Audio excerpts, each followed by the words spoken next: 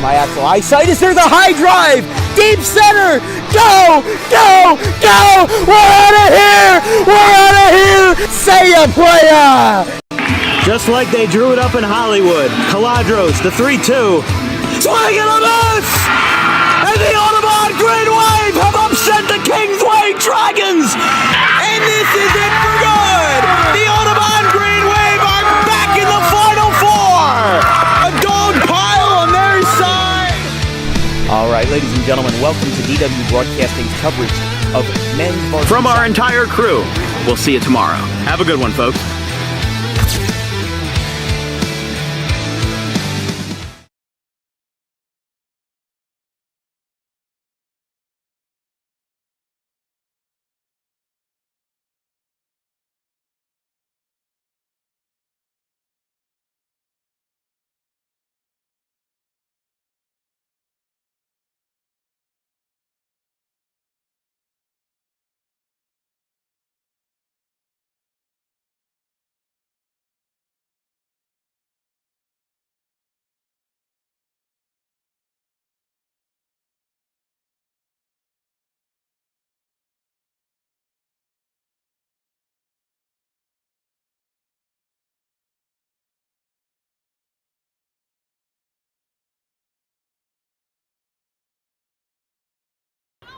Sorry, we had to fix the camera there for a second. But if you're unfamiliar as to why we changed the programming here at Audubon or versus Paulsboro, in Paulsboro, at the Pete Lamatti Athletic Complex, well, it's because Rich Horan, the legendary 31-year head coach of the Green Wave, is looking for win number 600.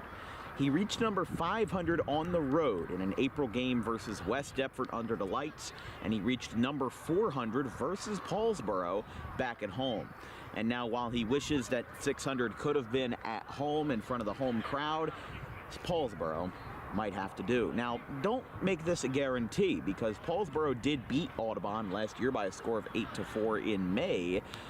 So things aren't exactly concrete here. You know, there were days where Paulsboro's team was cracking 5 wins a year and getting beat by 20 when it came to Audubon. But Rich Horan today looking to solidify his name in history as one of 5 coaches in South Jersey history to reach the 600 win mark. Sam Tropiano is one of them. Rich Bender, Lee Ware, and Russ Spicer are the other 4. And he would be just one of 2 active coaches in South Jersey history to reach the mark. We'll take a quick break and we'll have starting lineups and first pitch coming up next here from the Pete Lamatti Complex here in Paulsboro. We'll be right back.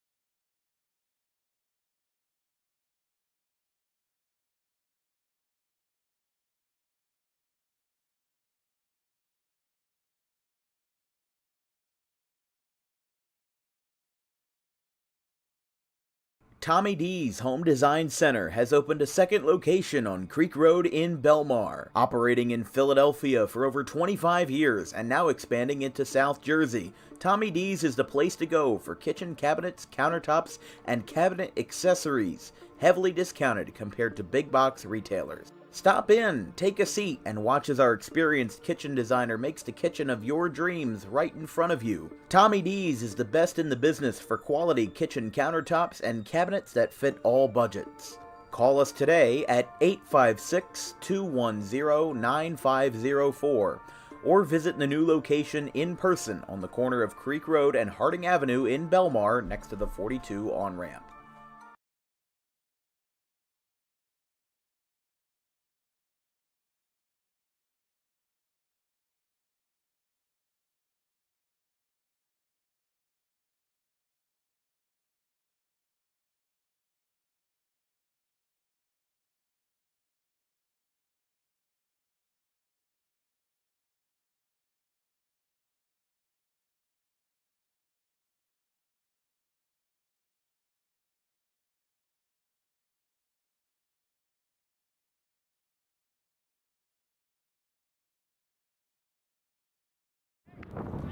And here from the Pete Lamani Complex, it's Shea McFadden getting the start for the Red Raiders this afternoon.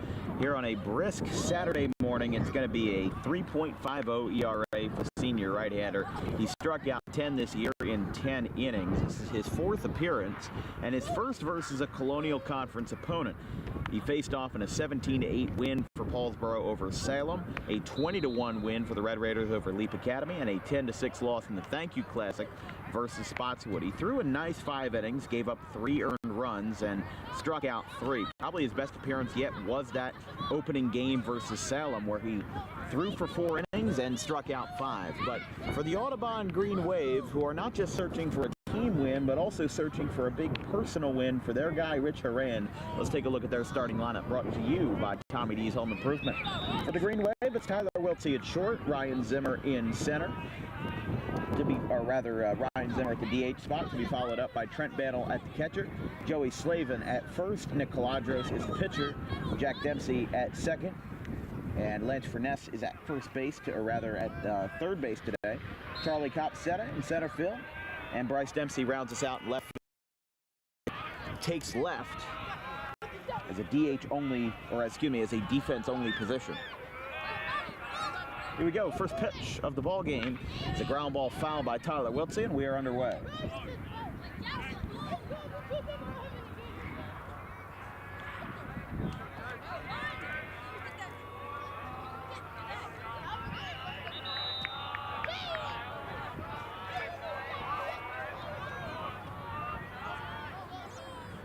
Wiltsey slaps another one foul, and it's 0-2.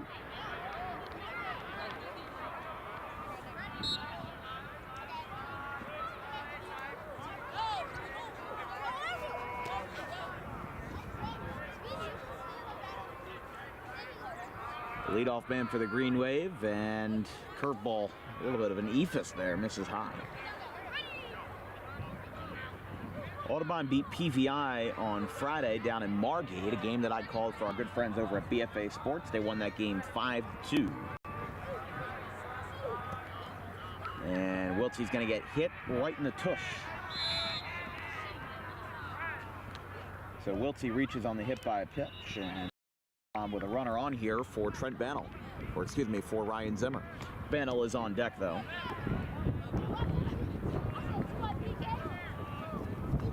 So that win on Friday improved the Green Wave to 7-5 on the season. Not exactly the most ideal year for Audubon. You know, usually they're the 1 or 2 seed pretty easily in South Jersey Group 1, but that one goes inside, and Wiltsey still second. 1-0.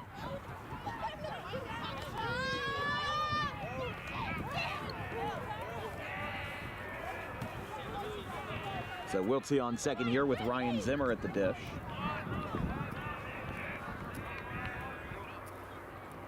That one skips low. Wiltsey holds. 2-0. Zimmer, a career .289 hitter with a very impressive 6 career triples. Not exactly a position where you're known to be going straight out of the box like that, but he's got 21 extra base hits, 15 doubles, 6 triples, no homers across 4 seasons.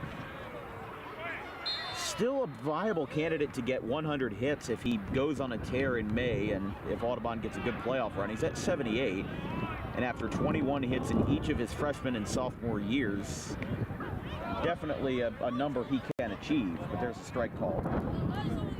2-1. First 3 for Paulsboro in the bottom of the first will be John Marcucci Jr., Caden Weber, and Shea McFadden, the pitcher. Here's the pitch. Outside.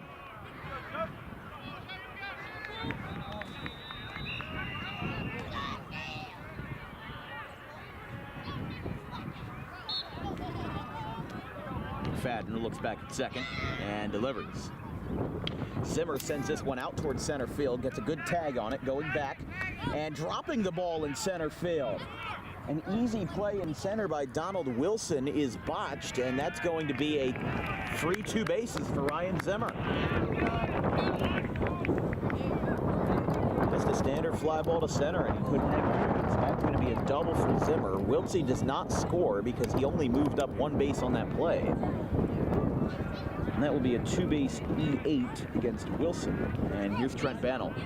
He's going to be the backstop behind the plate today.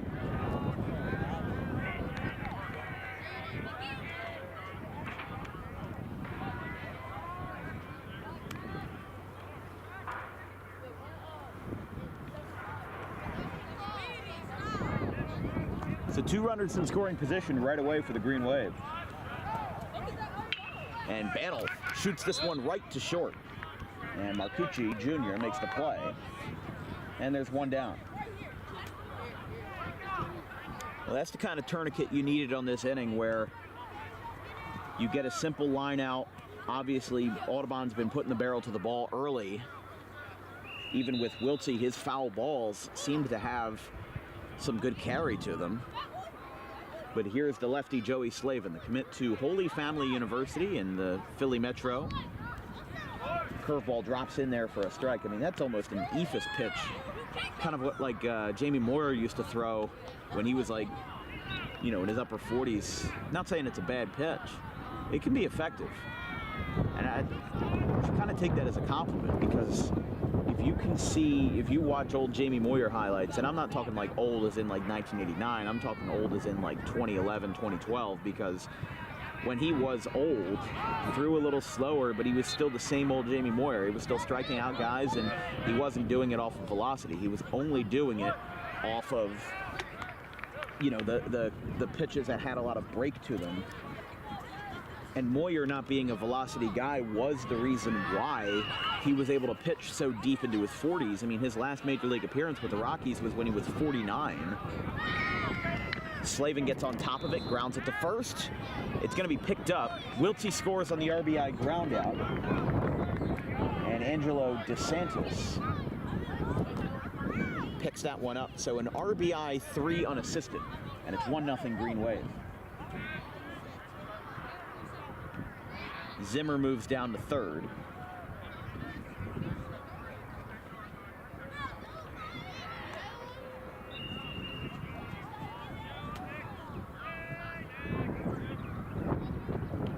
First pitch is a strike call to Nick Caladros.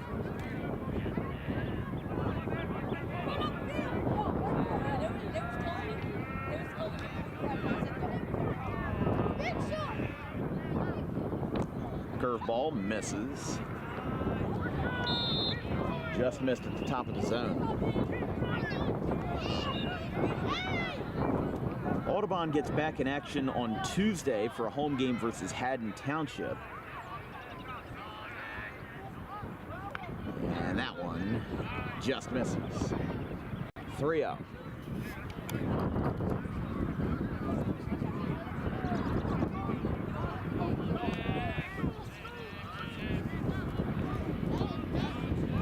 Nothing Green Wave in the top of the first, and Caladros gets on top of this one, and it turns out the low velocity might actually do him a favor. McFadden makes the catch and leaves the runner on third, but Audubon gets one home on an RBI ground out by Slavin. Red Raiders grab a bat. It's 1-0 after half frame. In life, the road ahead is full of possibilities, but to navigate it safely, you need the right skills. Harper Driving School is the premier driving school serving Gloucester, Salem, and Camden counties. With experienced instructors, many of whom are teachers in local schools, we are dedicated to your success and will help you master the road with confidence. With an over 95% success rate of students passing their road test on their first try, you know your student will be in good hands while embarking on a huge step of their young adult lives, all while avoiding the lines at the DMV and getting insurance discounts. We chose Harper, and so should you.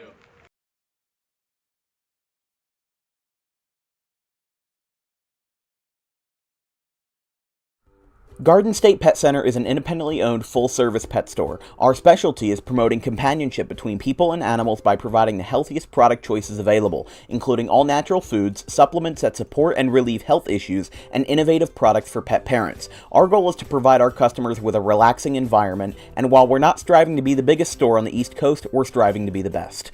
No other pet store will make you feel at home like we do. At Garden State Pet Center, we view pets as members of the family. We don't believe in fast, high-pressure sales, but instead matching up the right pet with the right owners, as you are making a lifelong commitment. Together with our team members, we would like your visit to our store to be both enjoyable and educational. Simply drop in and take a look around. View the birds, reptiles, small animals, toys, food, cages, and miscellaneous items. Learn of the services we have to offer and decide for yourself if this is the store you'd like to call your home away from home.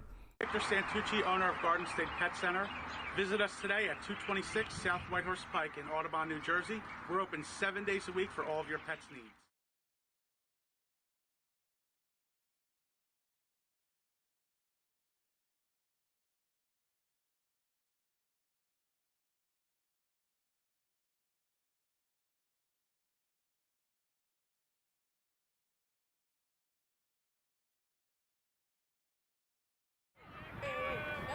Bottom of the first, Nick Caladros gets the start for the Green Wave, and here's your Paulsboro Red Raiders starting 9 as coached by John Marcucci.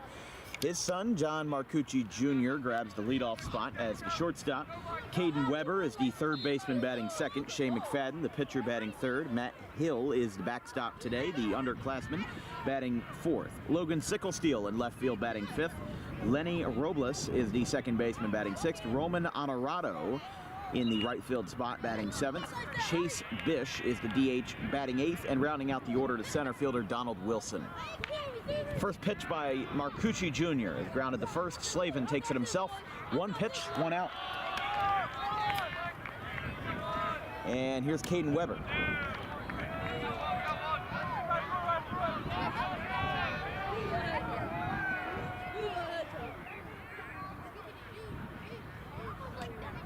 Off of the junior right-hander Nick Caladros. A 0.98 ERA in 14 1/3 innings this year as that one misses low, 1-0. A career 2.52 ERA, struck out 40 batters in his sophomore year, already up to 20 this year for 74 career Ks. Definitely could reach that mark as a junior. As a fly ball to left, Jason Stocklin is there.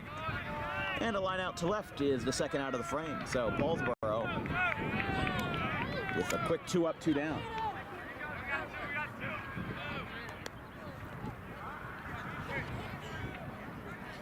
And here's Shea McFadden now.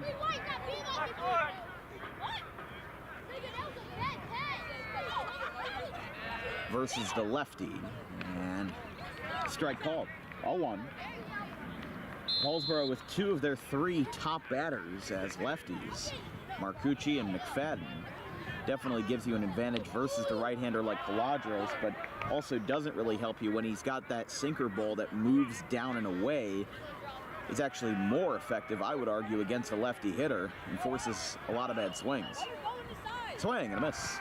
Caladros gets the strikeout, and he sends Paulsboro down in order with a ground out, a line out, and a strikeout. Side retired. We're 1 inning through here at the Pete Lamani Complex. 1-0 Green Wave.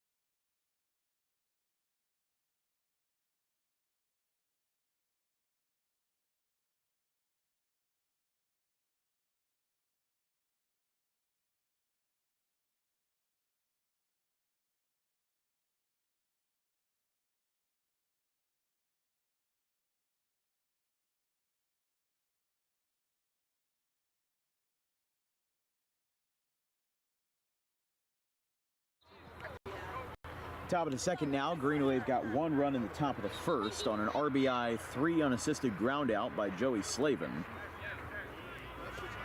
And this brings up 6, 7, and 8 for the Green Wave, starting out with Jack Dempsey.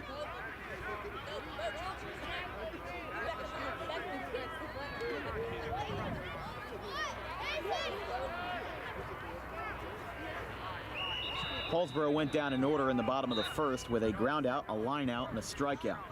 First pitch from McFadden, fastball misses low, 1-0.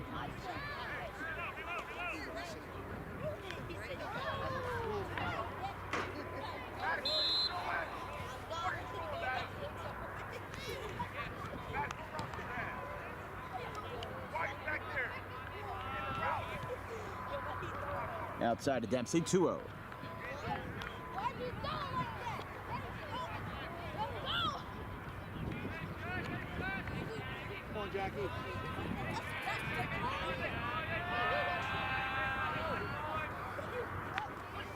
Strike called, 2-1.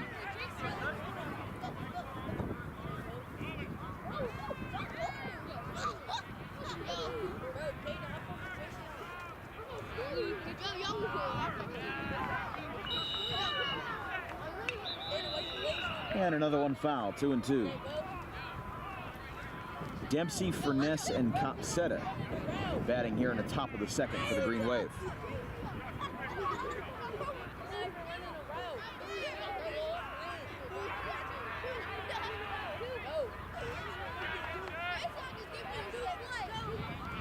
Two balls, 2 strikes, and McFadden delivers, gets jammed, and it's foul. I honestly think McFadden is kind of like Paulsboro's version of Jason Stockland. He's effective at what he does. He's not known for his velocity, but the sheer fact that it gets hitters' timing messed up is really what makes them effective.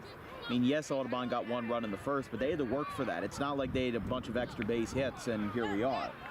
The count is full. And I mean, Audubon's main reason why they got the run home was because a line out to center was dropped by Wilson and helped that runner Wiltsey get to third. It's really been all she wrote. Dempsey does take high on the curveball, and he works the count full and gets a walk out of it. So that's how we start off the second.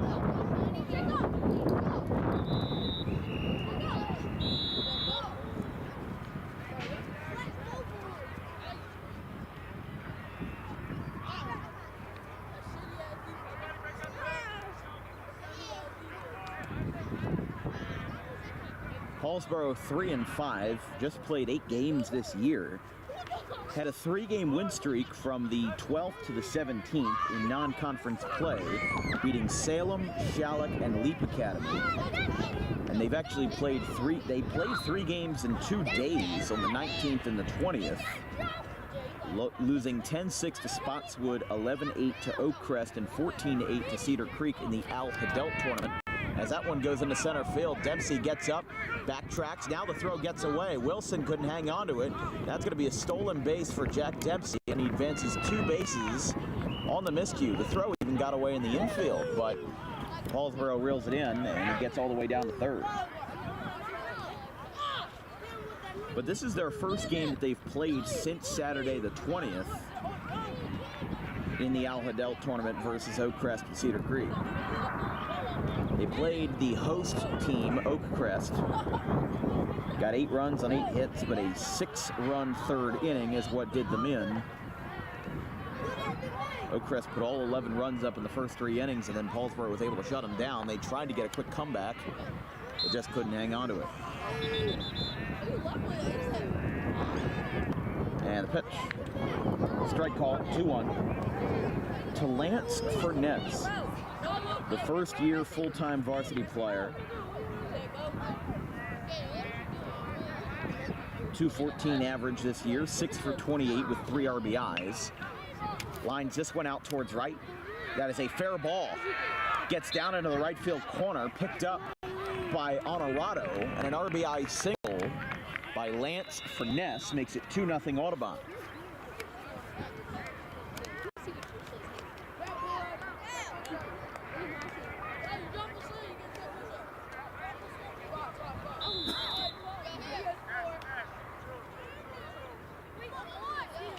Now here's Charlie Copsetta, the commit to Camden County College.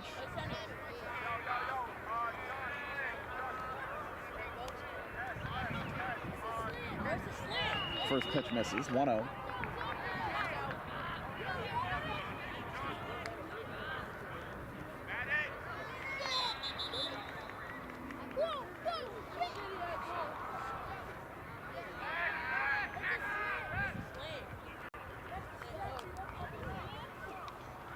Left fielder Bryce Dempsey on deck for the Green Wave as that one's high and away. 2-0.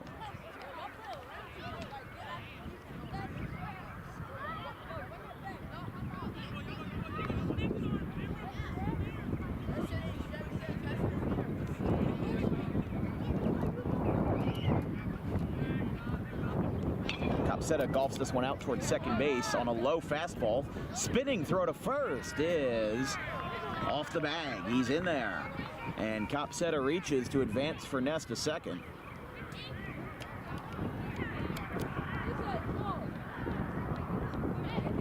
So a good play in principle, but in practice it turns out to be an E4.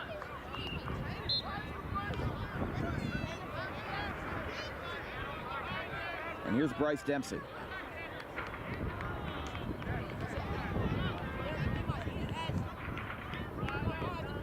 So one run across for Audubon already. And the pitch from McFadden.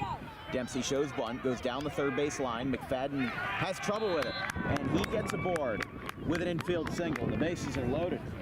Just like that, one pitch and one bunt, and Audubon's in big business here in the second.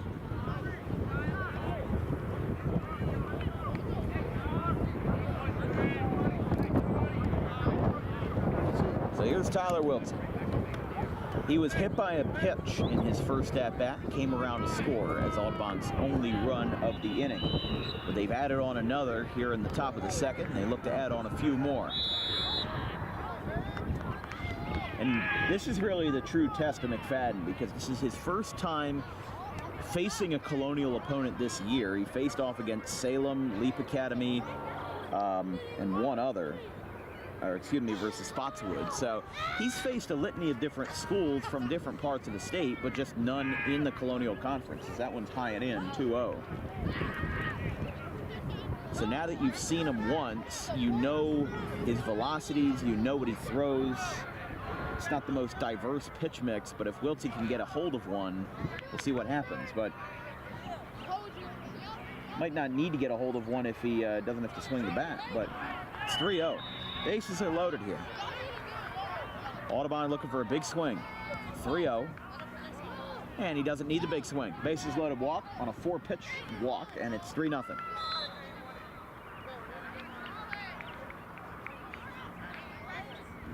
So Wiltsey reaches for the second time today, and now John Marcucci coming out.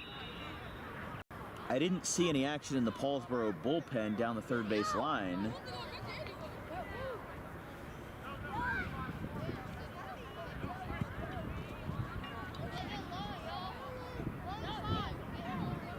They are meeting with him, and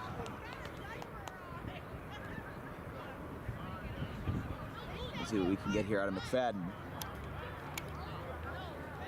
But after the bases loaded walk, it is 3-0 Green Wave.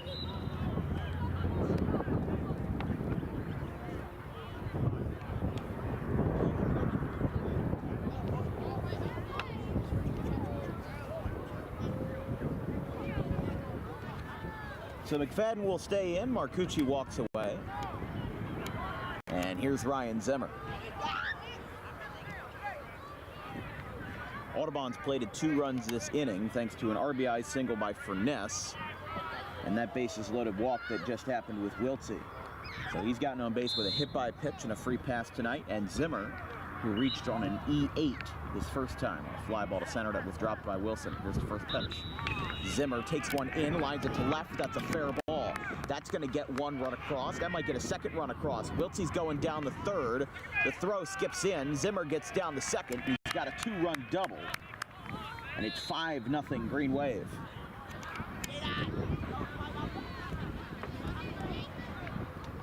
And already a 4-run inning, and no outs have been recorded yet. A walk, single, E4 single, walk, and now a 2-run double by Ryan Zimmer. Brings up Trent Bannell here with 2 runners on, nobody out. That one goes to the backstop. Now Wiltsey's coming home. Here comes the throw. It's not in time. Wiltsey gets in there, and it's 6-0. That moves Zimmer down the third. The count is 1-0.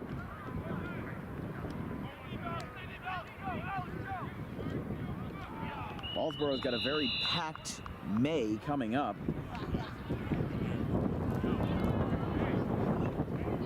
As they have 12 games that they are playing over the course of 17 days. So not too many weekends off. I mean, they've got a couple stretches where they're playing 3 days in a row.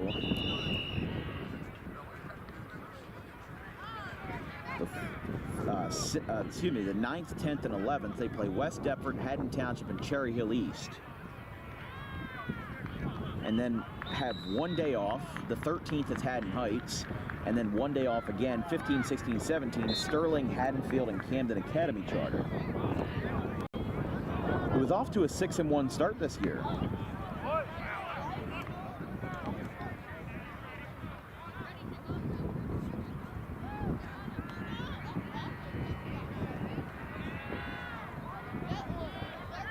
Ball 4.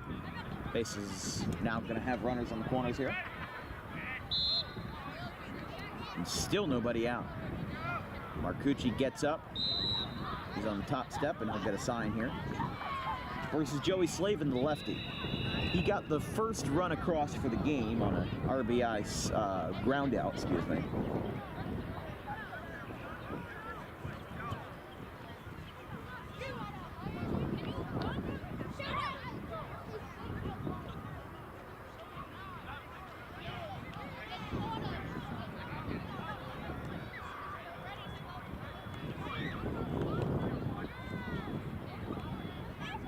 A very interesting anecdote from this series of events is that just last night, softball coach Erin Small for Audubon received her 400th career win versus Bordentown under the lights on senior night at the Green Wave Turf near the Black Horse Pike.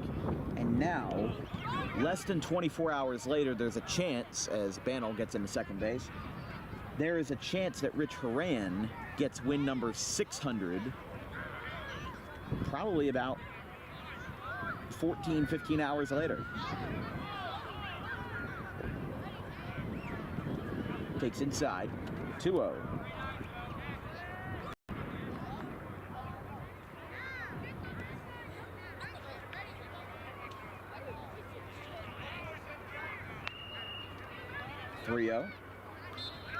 Don't forget, 7 o'clock tonight, I will be headed back down to Margate to be on the play-by-play for our good friends over at BFA Sports in a cross-conference matchup between the Highland Tartans and the Spotswood Chargers, as the strike is called.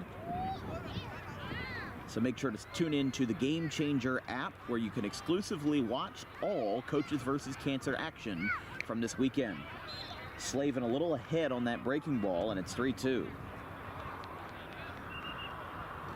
Couple out-of-town score updates. Haddonfield leads Woodstown 6-1. They batted around in the second and got 5 runs in, and that's going to be a full count walk. Hamilton beat Southern 4-3 in the opening of the Coaches versus Cancer Classic. Now going on is Timber Creek versus Overbrook, and it looks like this is going to be it for Shea McFadden, as now that 5 runs have come across, the second mound visit means that McFadden is gone. He's going to go out to center field. Donald Wilson's coming in. Not sure if he's going to pitch or if we're just having a simple defensive change. But Paulsboro pulls McFadden out of the game, and with bases loaded, still nobody out. The Green Wave are 1 batter away from batting around here in the second. It's 6-0 Green Wave. We'll be right back.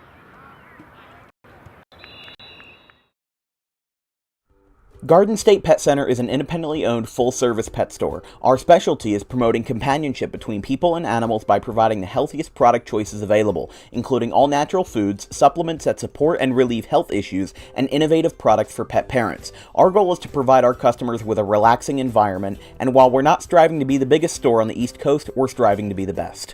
No other pet store will make you feel at home like we do. At Garden State Pet Center, we view pets as members of the family. We don't believe in fast, high-pressure sales, but instead matching up the right pet with the right owners, as you are making a lifelong commitment.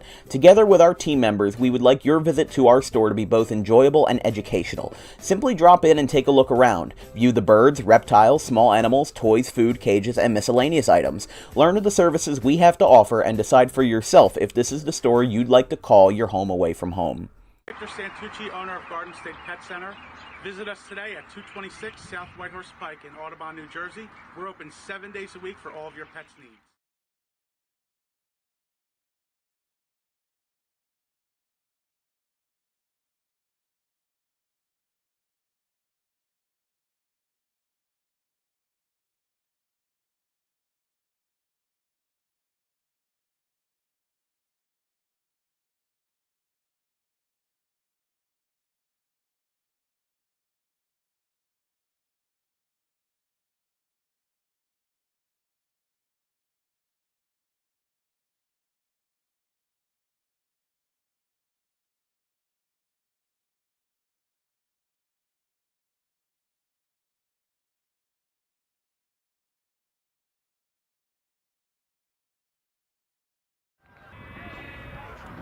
Paulsboro with a new pitcher facing off against the pitcher Nick Caladros with nobody out. Here in the top of the second, it's Daminger.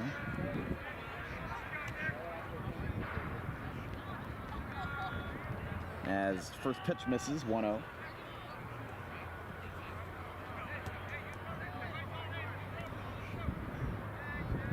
Frank Daminger, the freshman right-hander. Class of 27, a respectable 3.82 ERA in 3 2/3 innings. That one misses. 2-0. 4 walks, 4 strikeouts, and 2 earned runs, 4 unearned runs. And again, this is his first appearance versus a Colonial opponent. 17-8 win for Paulsboro over Salem. He appeared in that big win for Paulsboro over Leap Academy and in the Al Hidelt tournament in the loss to the Cedar Creek Pirates. It was 2-0. 3-0.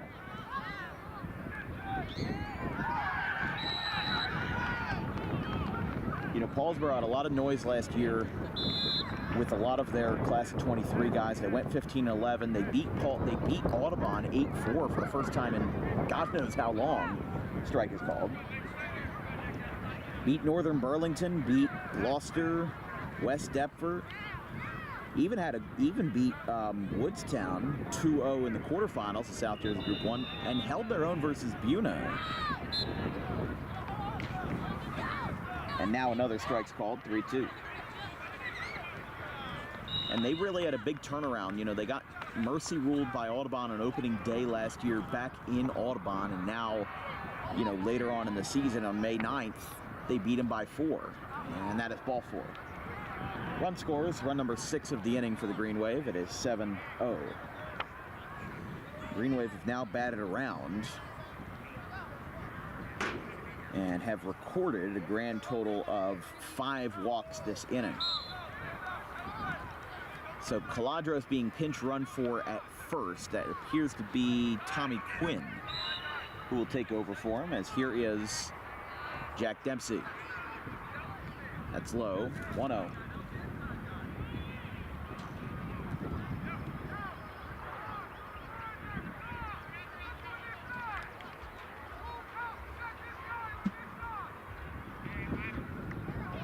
That one misses, 2-0.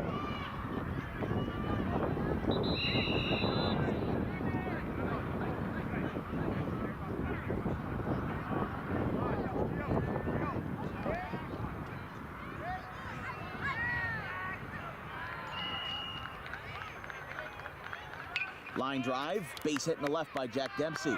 That one's going to roll into left field. Slavin holds, and an RBI for Jack makes it 8-0 as the Green Wave have put up 7. And now Marcucci going out to talk to Daminger now.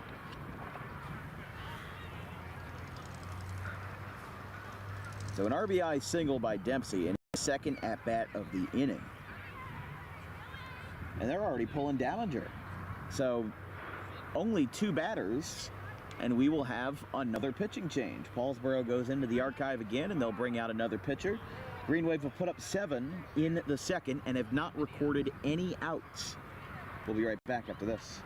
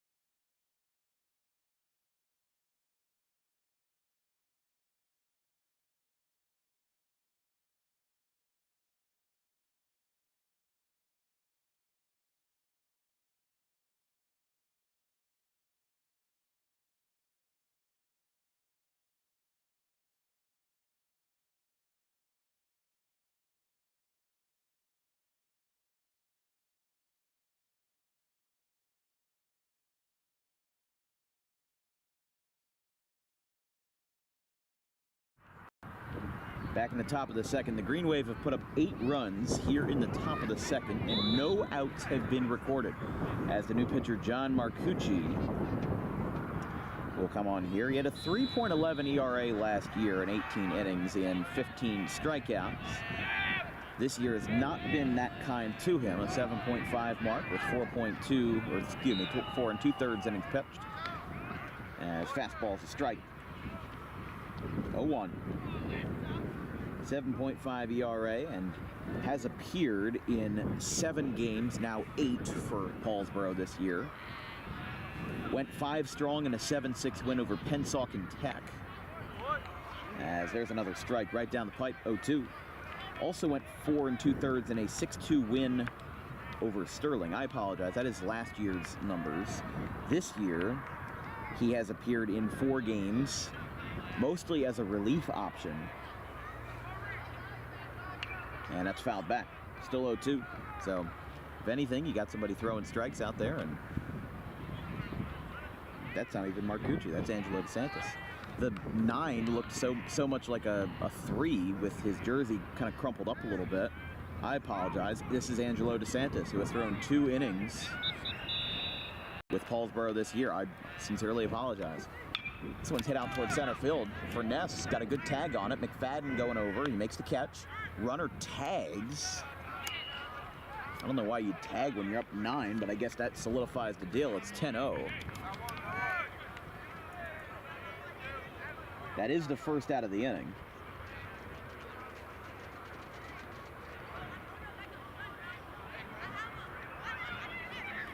So after the sac fly by Furness, that scores Slavin. And here's Charlie Copsetta now. He reached on an E4, which feels like eons ago, but still in the top of the second inning.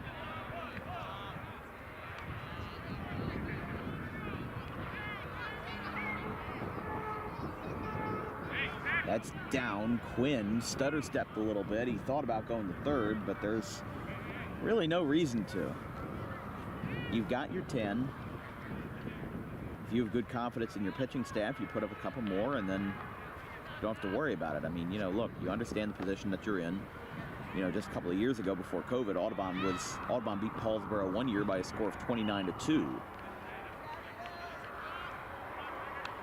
But at what point does it become running up the score? I mean, you know, we've seen some years where Audubon wins games by like 15 or 20, not because they're trying to run up the score, but because they literally have no other choice. They stand there with no intention to swing, and they walk anyway.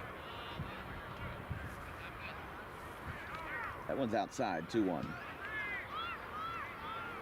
It was a game that I wasn't at last year, but Audubon Gateway was a 22-4 game. And Audubon had a 12-run first inning. But a lot of those were hits. They were hitting off the pitchers, and you know, they weren't walking a whole lot. They were just getting knock after knock after knock. And Copsetta does take a strike there, 2-2 from DeSantis.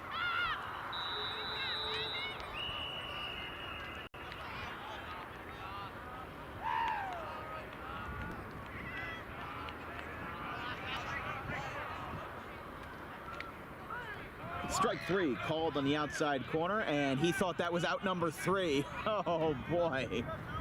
Oh my goodness. He threw the ball up in the air, started to go back to the dugout, and he still has one more out to go. Come on, Bryce. It's a rookie mistake right there. But it happens. Here's Dempsey. He singled his first time up on a bunt. Now he pokes this one out towards left. That is a foul ball. Didn't have the best angle on it, but it is a foul ball out towards left field.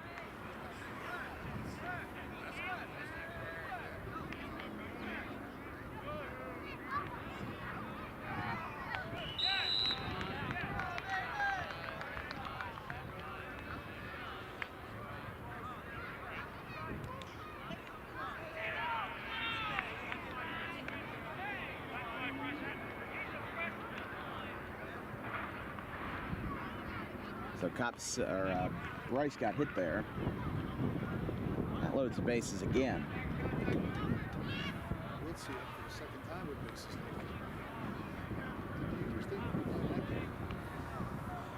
Here at the Pete Lamani Athletic Complex,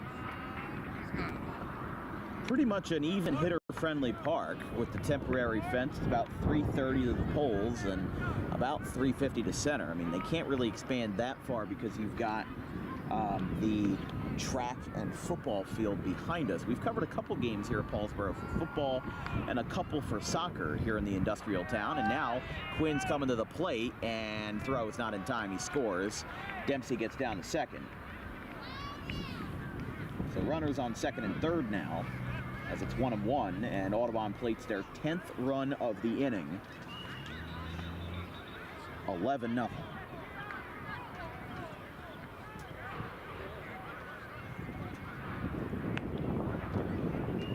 Tyler Wiltsey batting for the second time this inning. Also had the bases loaded in his first at-bat, but worked the bases loaded walk in his first at-bat of the frame. He was hit by a pitch in the first inning.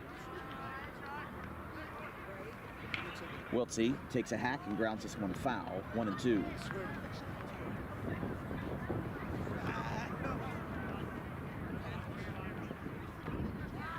It would only take a ball 360-ish feet to reach the track in left center field, and that temporary fence is probably about 20 feet in, so you'd imagine in that left center field gap, probably around 345. Count is 1-2 in the favor of DeSantis, the second pitcher this inning in the third for Paulsboro. Actually, no, this is the third pitcher this inning because McFadden started the innings, and then they turned it over to Frank Daminger. And after two batters, they pulled the plug on him and turned it over to DeSantis now, who was the first baseman and now takes over on the mound. It's a fly ball out to left center field. That's going to drop for a base hit. One run scores.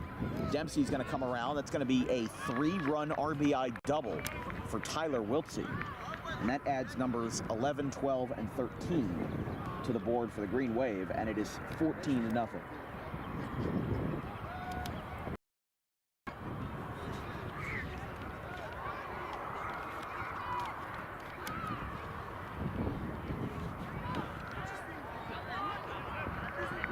So here's Zimmer. His last at-bat, he got a 2-run double with the bases loaded. That one's high. 1-0. For Paulsboro, their next game's coming up. They've got a good bit of out-of-conference competition. They do play Clayton on Monday the 29th.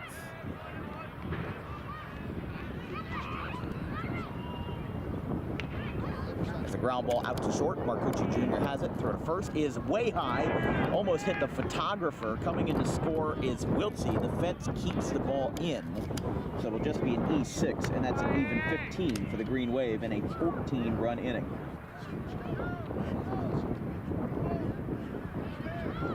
And now here is Trent Bannell.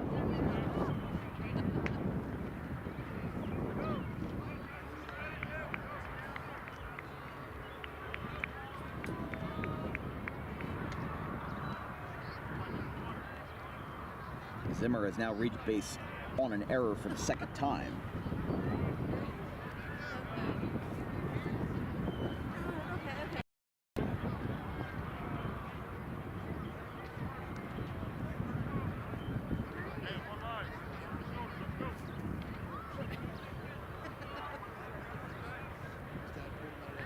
That one hit him right in the back. And now Bannell reaches base. Puts runners on first and second.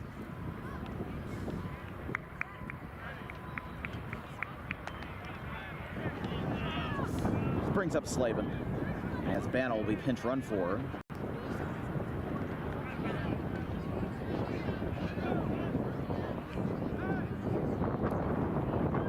Slavin drove in the first run of the game on an RBI ground out, and he walked his first time.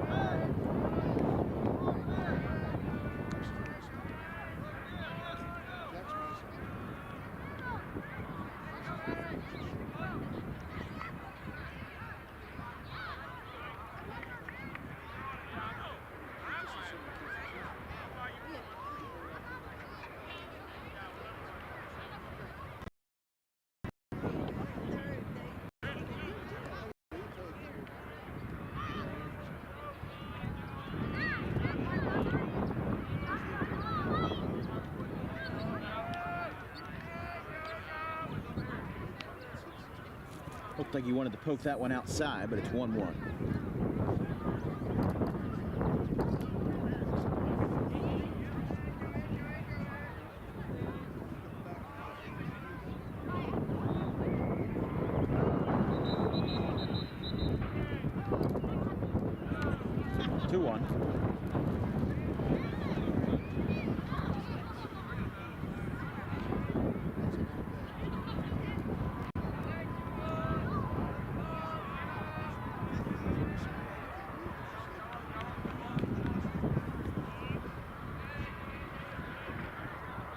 Ground ball back at the middle. This should end the inning. Flips it to second, and he retires to side. Audubon puts a couple on the board as they now lead 15-0 going to the bottom of the second after a 14-run inning. We'll be right back after this.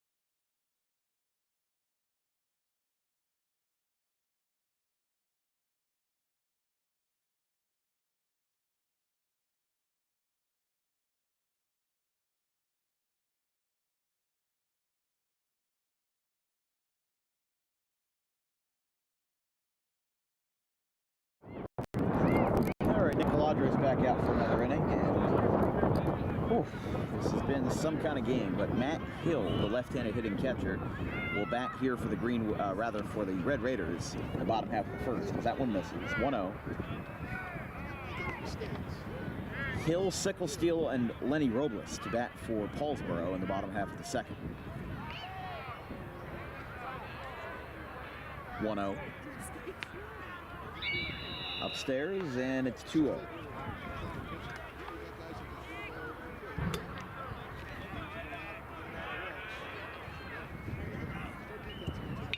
Ground ball out to first. Slavin is there, drops down, and he takes care of it.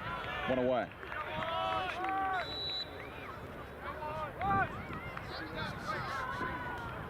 And here is Sicklesteel.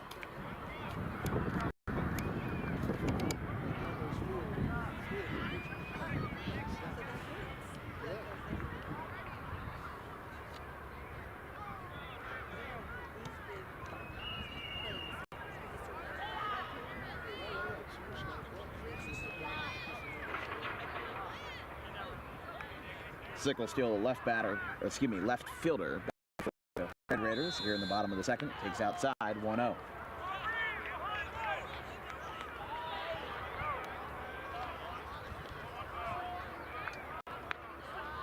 Strike called, 1-1.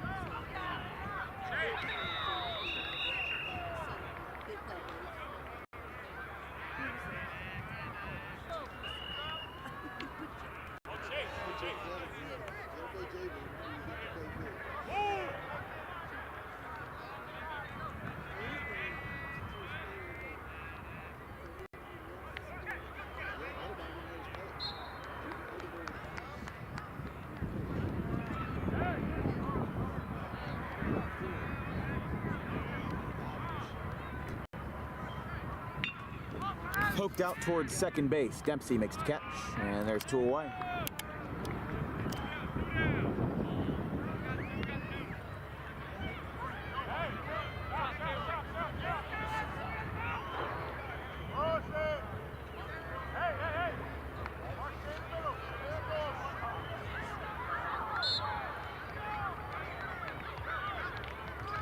First pitch is fouled back by Lenny Robles.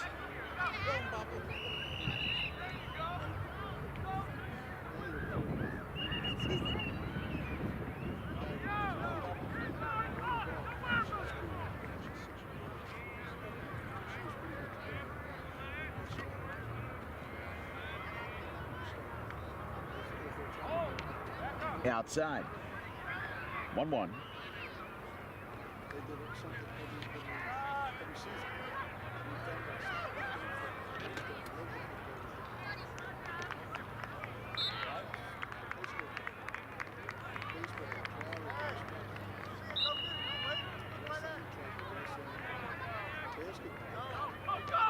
Outside.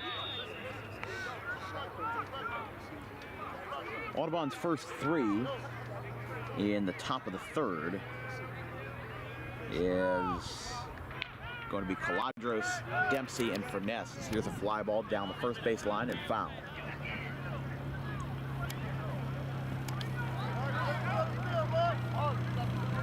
Two and two the count to Robles with Roman Honorado, the right fielder, on deck.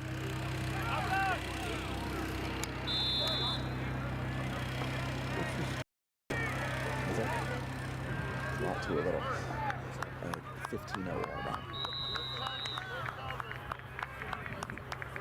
Robles gets a walk, and Paulsboro's got their first base runner of the day.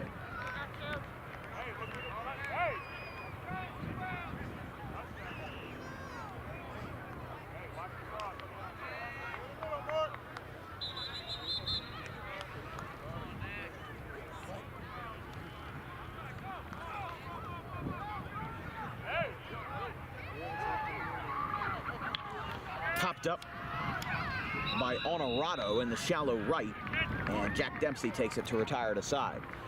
Paulsboro gets a 2-out runner, but nothing more. We go to the top of the third. Audubon leads by a bunch.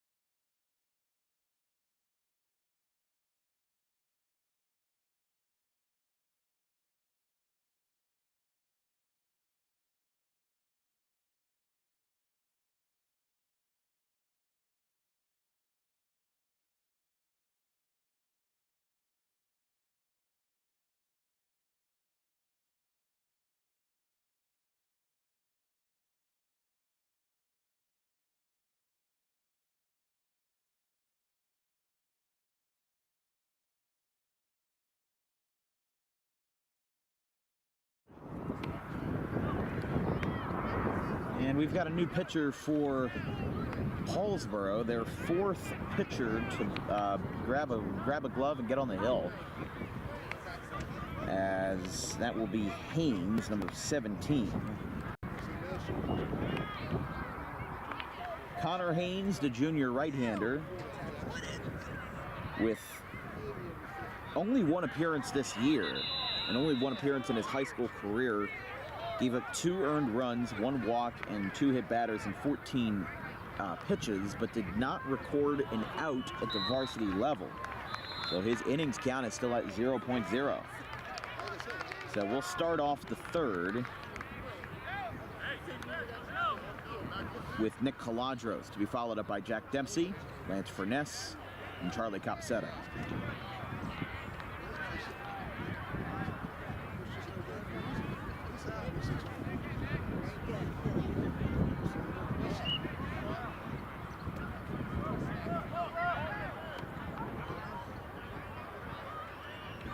One-0.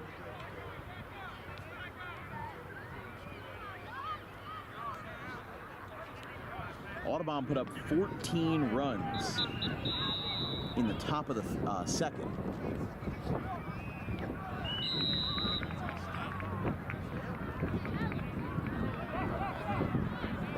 And they brought actually 14 guys to the plate. Caladros fouls this one back. I apologize. No, they brought 18 batters to the plate. Paulsboro burned through 3 pitchers, and we'll see what they can do here in the third. If they pad the lead, pad the stats a little bit, or if they stay reluctant.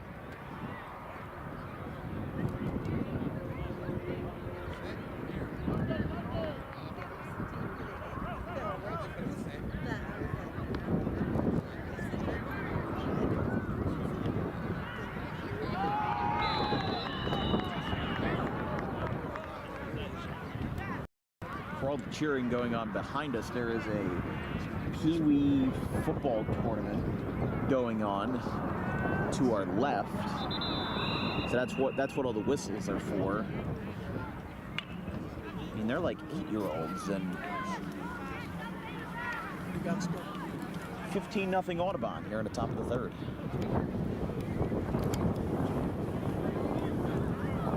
Count is 1-2 to Caladros here as the number 5 hitter.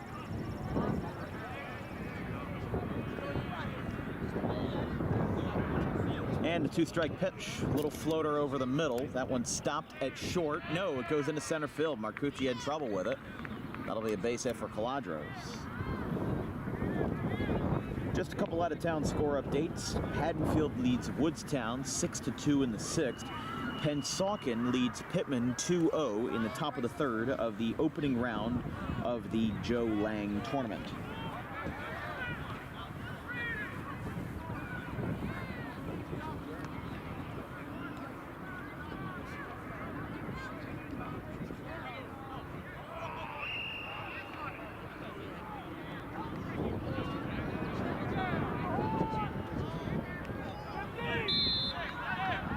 Goes behind the batter. Pinch runner is going to go to second, and that is Tommy Quinn running the bases again.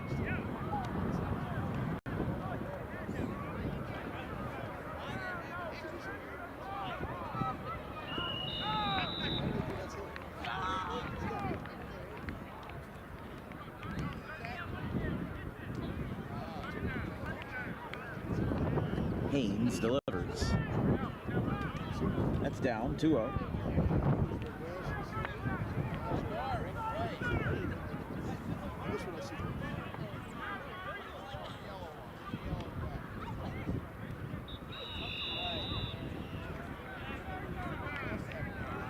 So it's Jack Dempsey at the dish here. He's ahead in the count, 2-0. Pokes this one foul over towards the first base side and over towards that football tournament. It's 2-1.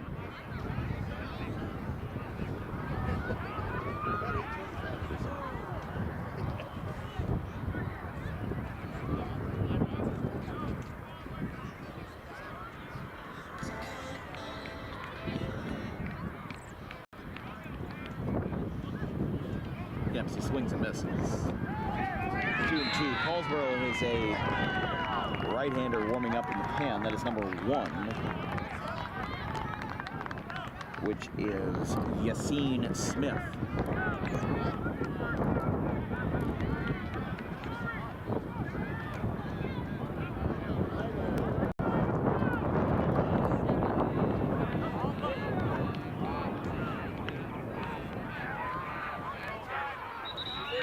One goes behind him. Quinn is going to third, and he gets in there.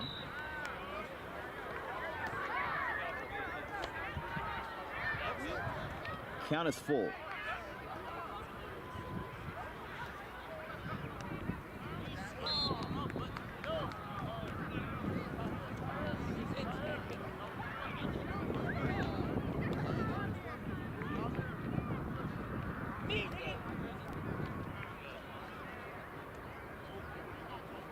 Down, ball 4.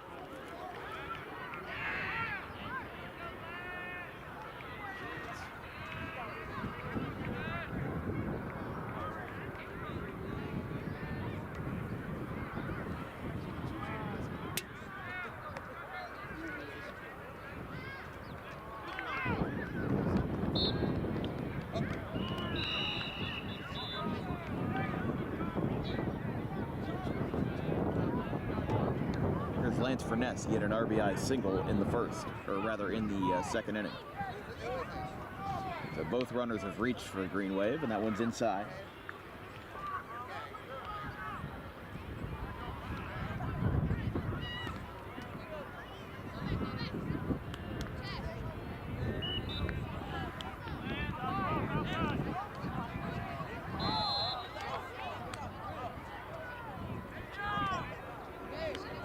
Furness pops this one up first base side, going over, and it is foul, out of play. 1-1.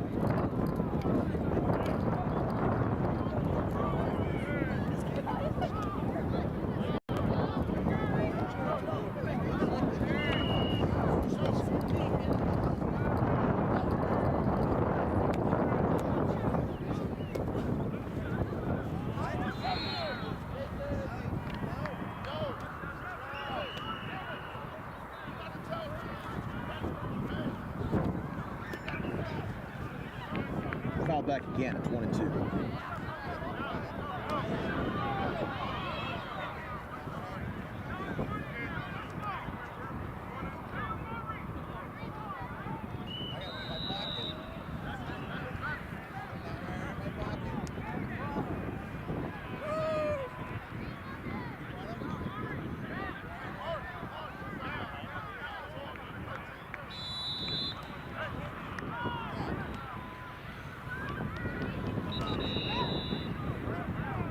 Two and 2 to Furness.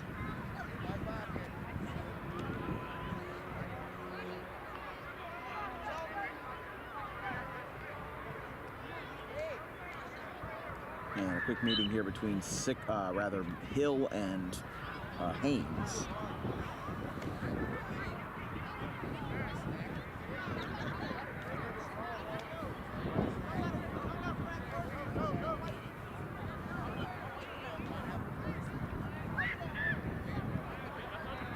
So Hamilton walked off Southern 4-3 on a walk-off wild pitch.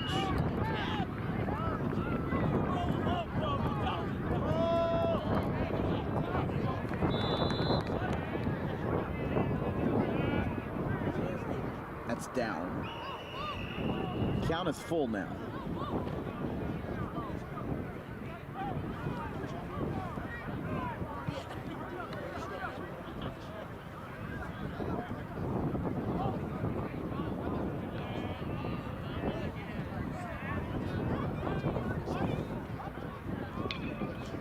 That one's hit out towards left. It is caught. Runner tags. Quinn will score, and it is 16-0 on the sac fly to left. Throw skips into the infield. So Audubon does get the run home.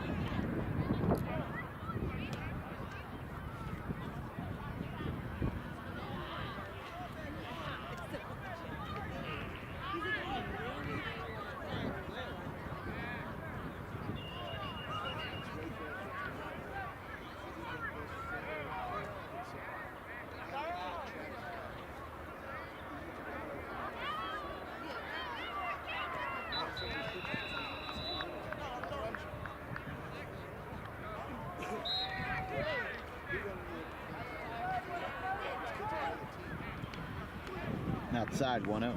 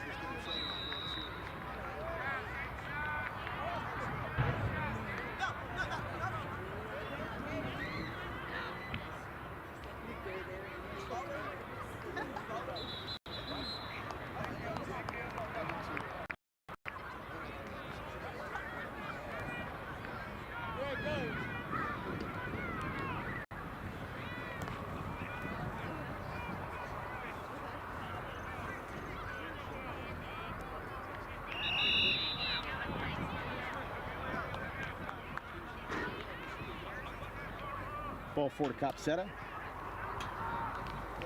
And 2 runners are on here for Bryce Dempsey.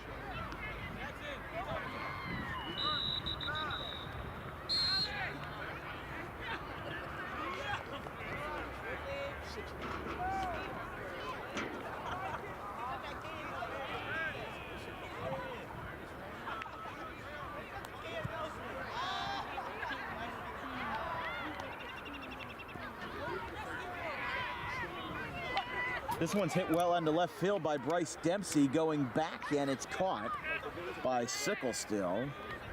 And there's 2 outs.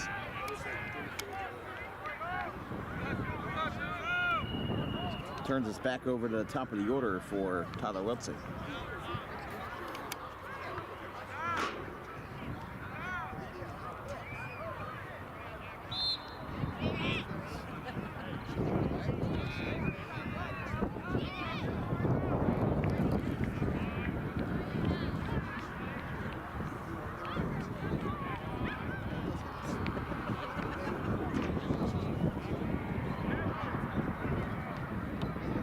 Strike 1, called to Wiltsey.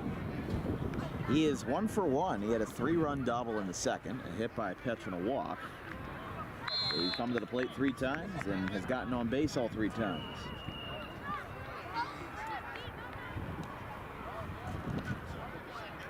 Inside, 1-1.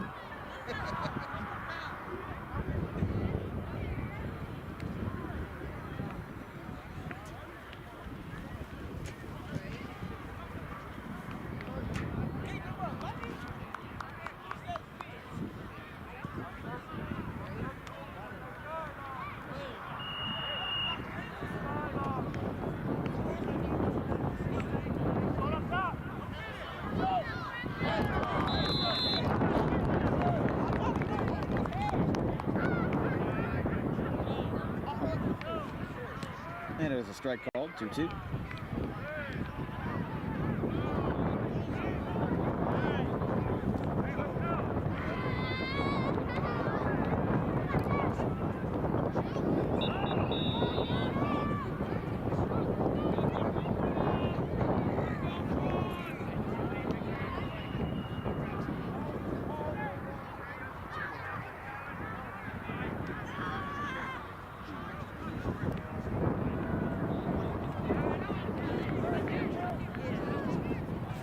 Ooh, looks like that one hit him.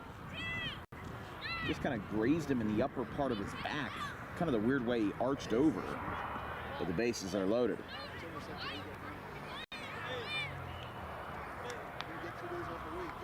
Here is Ryan Zimmer.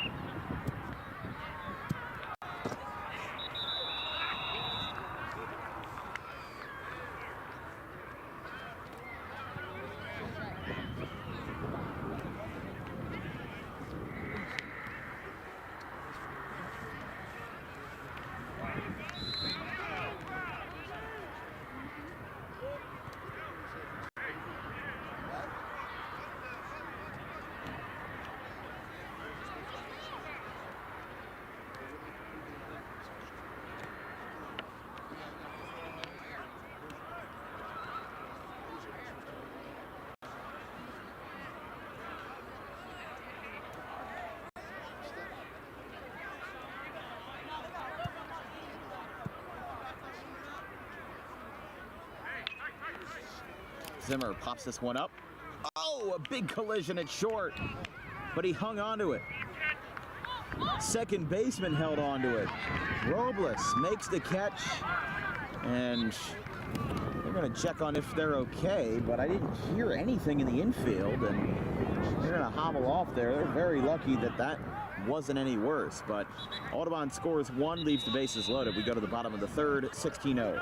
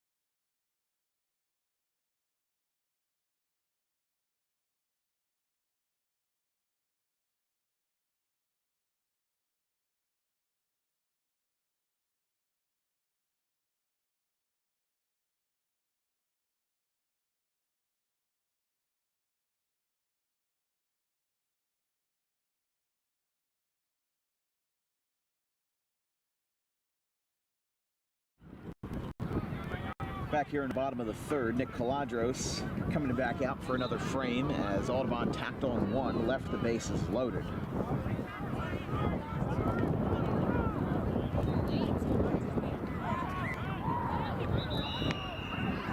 Banel, Slavin, and Caladros will lead us off in the top of the fourth.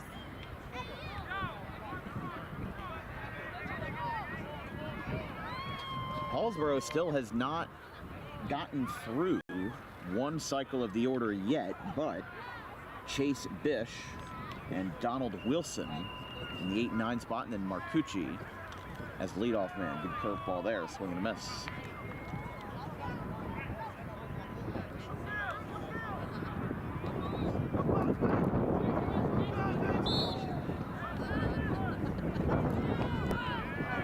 Nice curveball and got him. 2 down.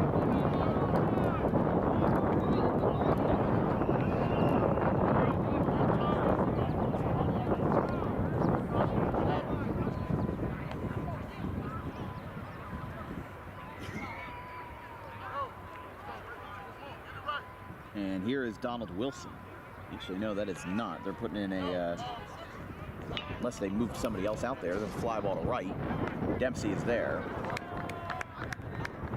First pitch gets the out, and it is Haynes. So they put Wilson out of left field, and they put Haynes in there. So there's 2 away there.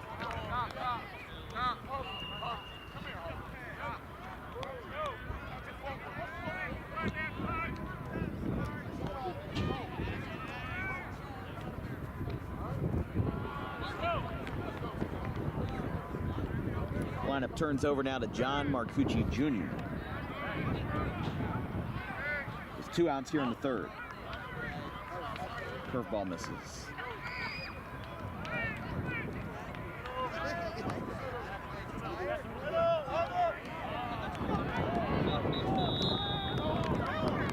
Strike called.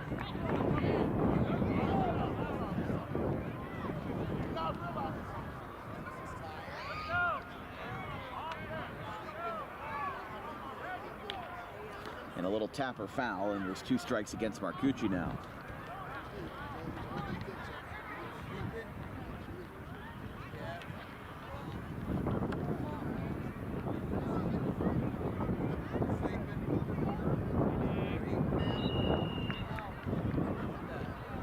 That one misses.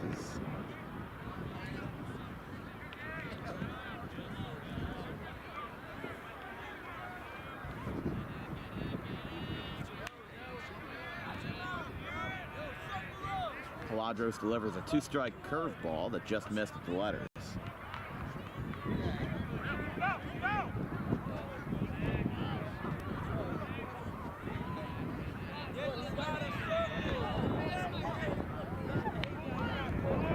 Strike three. And Caladros gets the out. 2 more frames for Audubon if they want to hang on to this one in a 5-inning game. It's 16-0.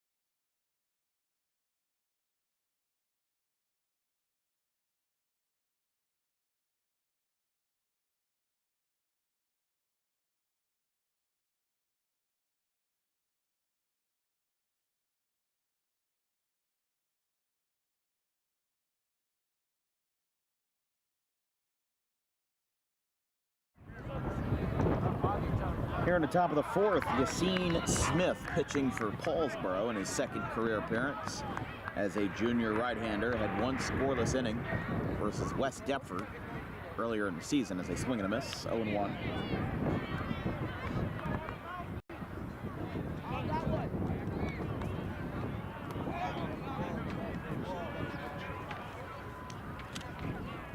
I think this might be where we start seeing the pinch hitters. There's a swing and a miss.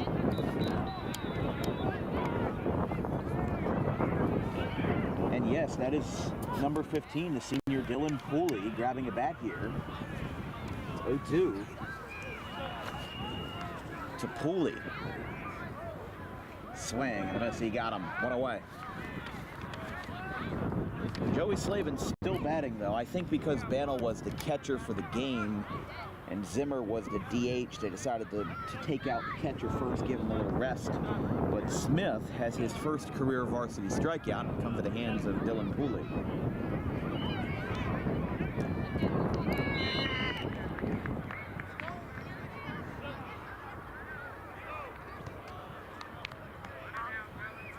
Slavin.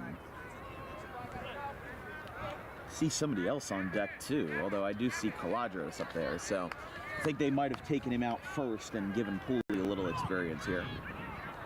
Slavin launches this one to right. It's going to be foul.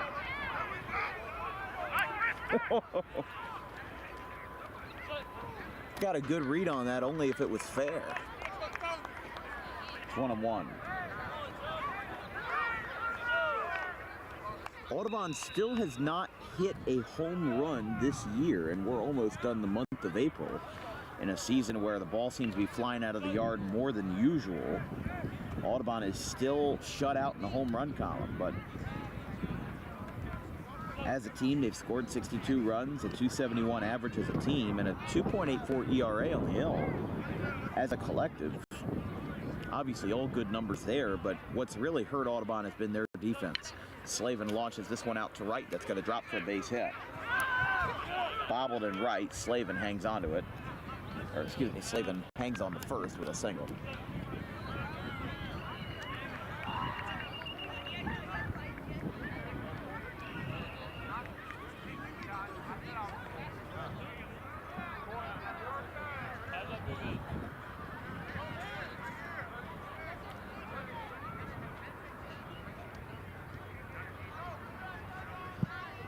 Caladros out to left. That's a base hit.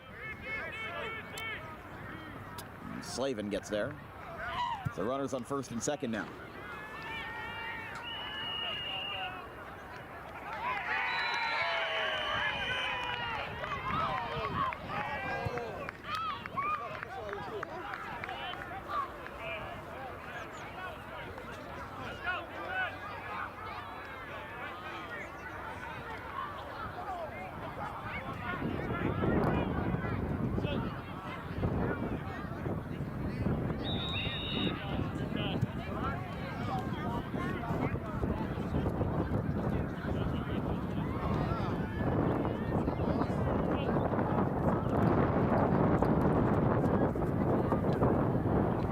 By the way, final score in the Pop McKenna tournament, West Deptford beat Cumberland 13-4.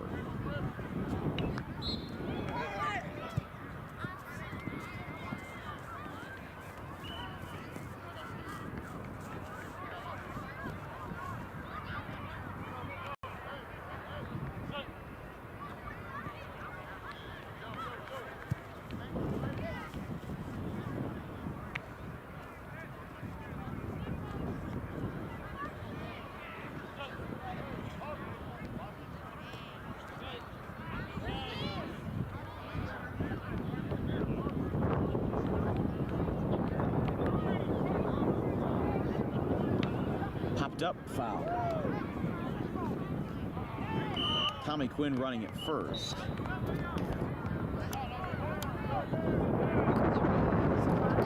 And grabbing him back to the green wave looks like Jason's down. Runners on first and second here in the top of the fourth. This one's hit well out towards left center, backtracking and making the catch. There's two down. And excuse me, that is Jack Dempsey, who was retired. I thought with the pinch hitter barrage that we've seen, I thought it would be somebody else, but here we are. So Dempsey flies out to left. This brings up Furness now. He has driven in 2 runs and has actually driven in 3 runs tonight with 2 sac flies and an RBI single in the second. And Furness gets on top of one, grounds it to third, backhanded play. He grabs the bag at third, and the side is retired. Audubon is held scoreless for the first time tonight, and Yassine Smith picks up his first career varsity strikeout with the Red Raiders. We go to the bottom of the fourth at 16-0 Green Wave.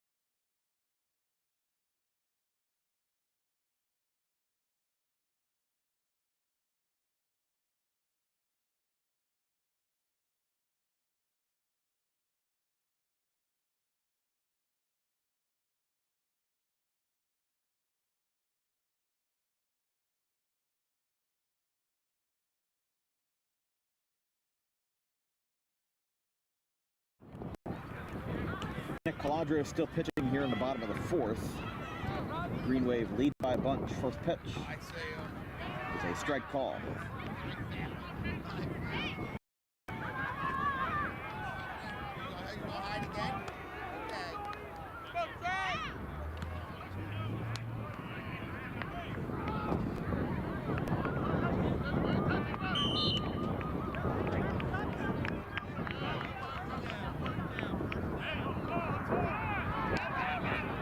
They're going to say he dropped it. Throw to first. Tags the bag in time. One away. Well, that would be really convenient for us if Moran gets a 600th win and we get it in a 5-inning mercy rule, but we'll have to see here. To the lefty, hit first pitch.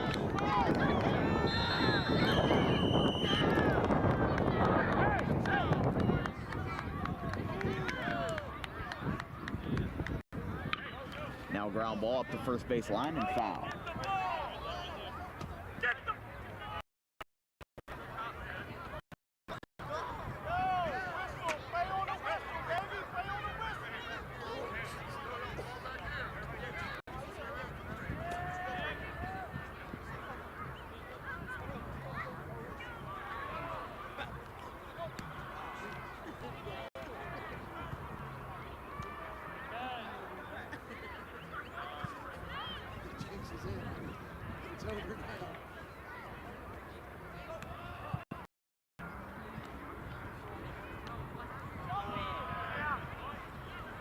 And he got him, 2 away.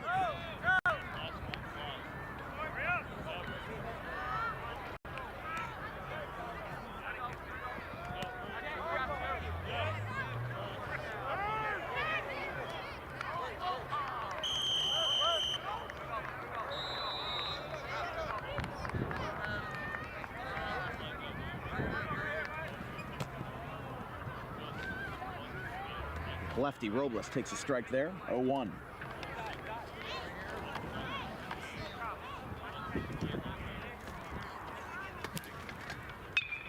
Line drive, that's a base hit in the center field. And Paulsboro gets their first hit of the day, and it comes off the bat of Lenny Robles. Here's Honorado now.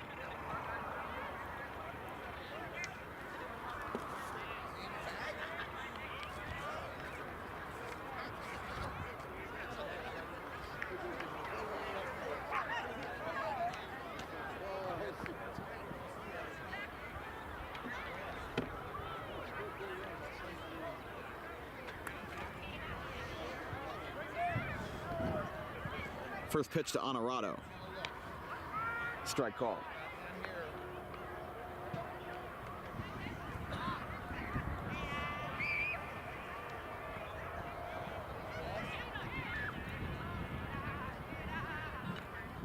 Gives that one a foul tip, and it's 0-2.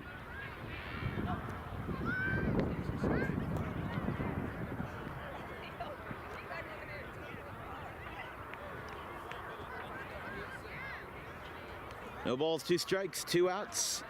Bottom of the fourth. Runner on with Robles on first for the Red Raiders. Caladros delivers. Strike 3 on the outside corner. And we've got one more inning to play. Going to the top of the fifth. 16-0 Audubon.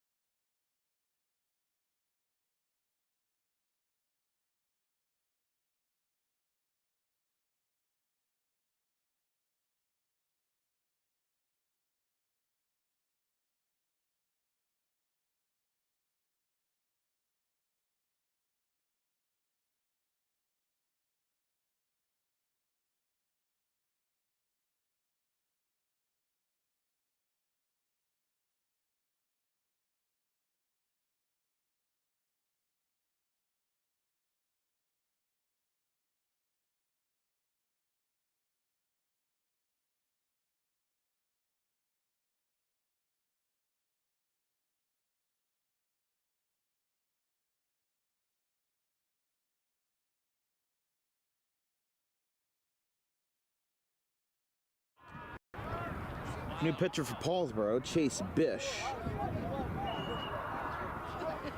Getting on the hill here in the top of the 5th.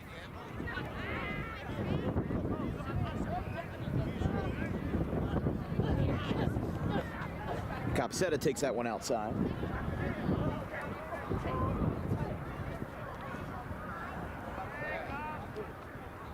Copsetta fouls it back, 1-1.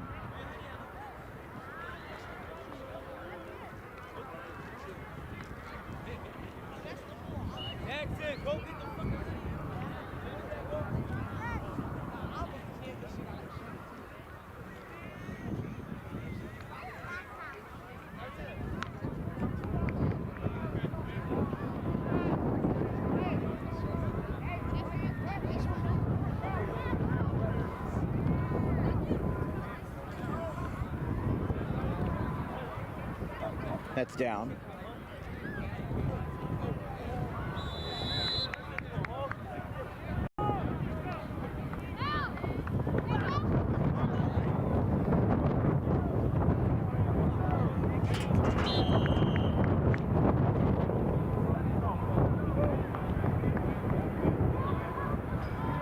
Ball 4.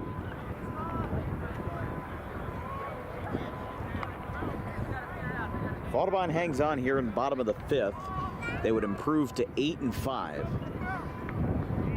Paulsboro would fall to 3-6. Their next game would be versus Clayton on Monday the 29th. And Audubon's next game would be on the 30th at home versus Haddon Township. As Copsetta picks up his second walk of the day. Foul back off the bat of Dempsey.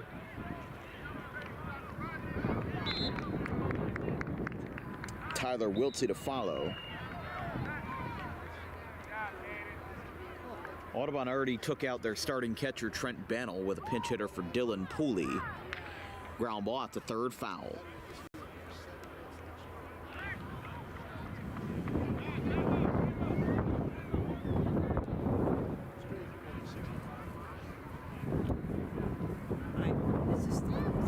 Top of the 5th.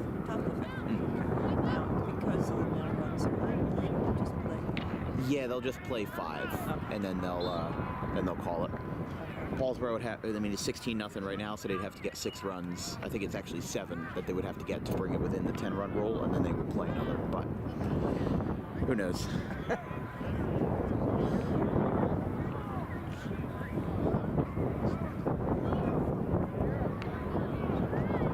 That ball hit Dempsey in the back.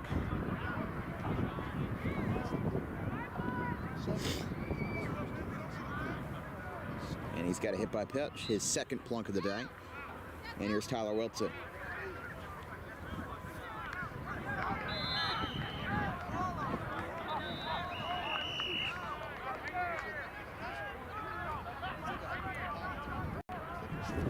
Misses up and in, 1-0.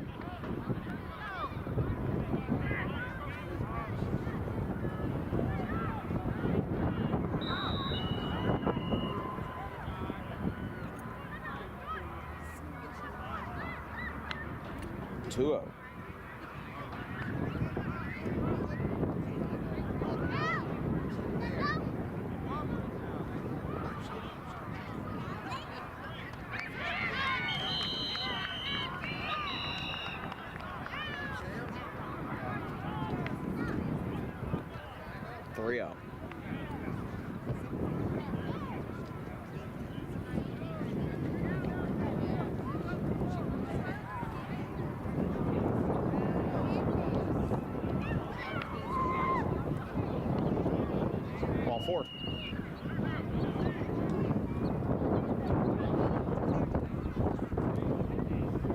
Wiltsey has reached base all 5 times.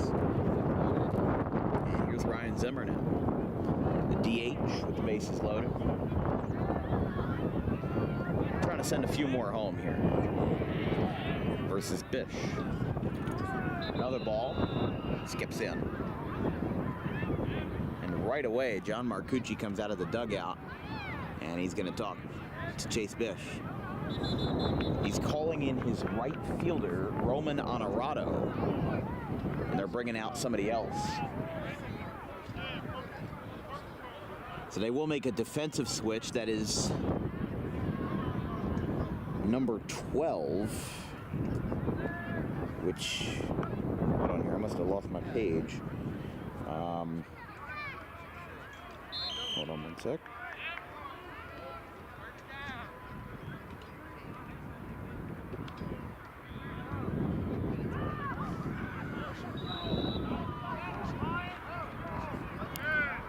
So they're going to have that new pitcher warm up.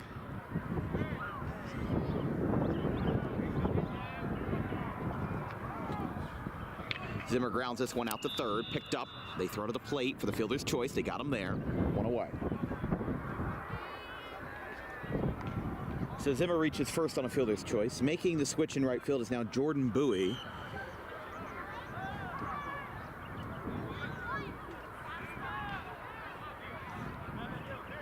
Now Zimmer has reached base 4 or 5 times, so grabbing a bat, and Trent Bannell comes back up. Bannell pokes it foul and hits the grandstand, 0-1.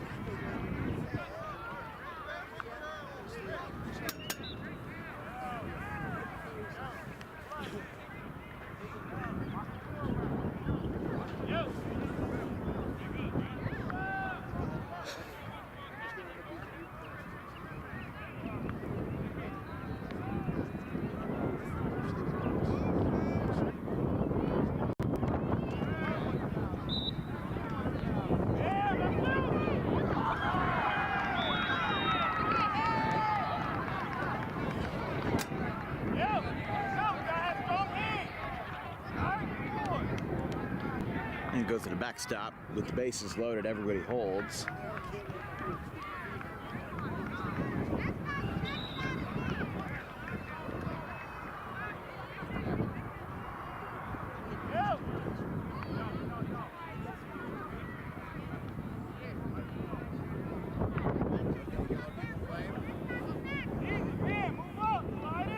Ball 4.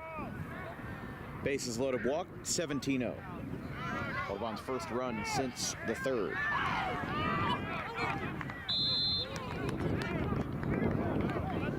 Now this brings up Slavin again.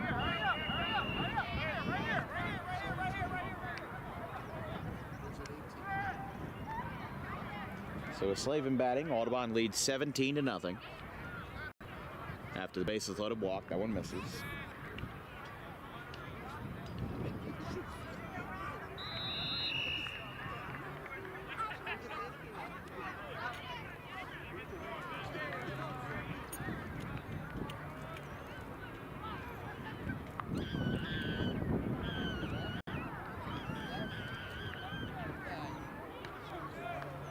Strike called.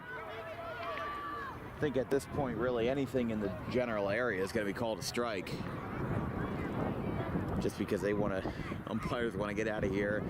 Audubon wants to get their celebration going. Strike 2. Like, that's probably not something that's going to be called in the,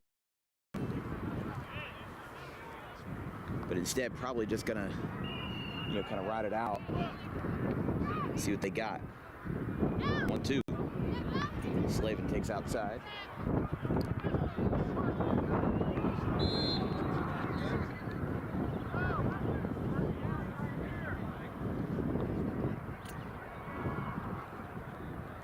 Two again from Bish. Strike 3 on the outside corner.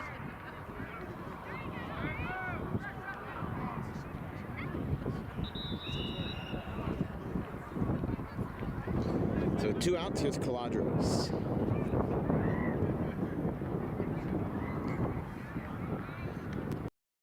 With their 4th strikeout for the pitching staff tonight in a first pitch ground ball. Out to second. And now 18.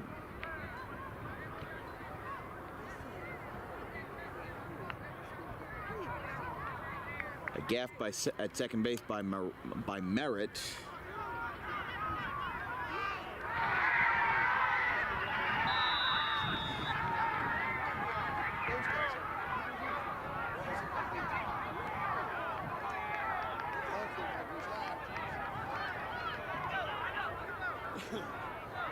And here's Jack Dempsey again.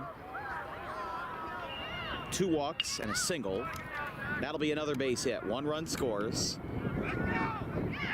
The runner for Audubon, which is Trevor Donnelly, now at third. It's a base hit by Dempsey, drives in a run. John Marcucci's coming out. And are we going to have a pitching change? Are we really going to have a pitching change when it's 19-0? 2 outs in the 5th?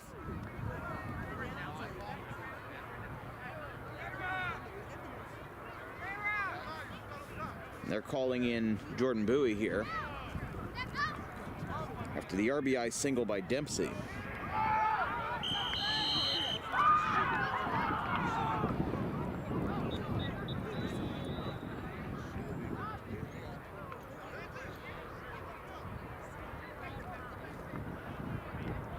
And Chase Bish is going out to right field. So with 2 outs in the top of the 5th of a 19-run game, we are having a pitching change with the bases loaded. We'll be right back.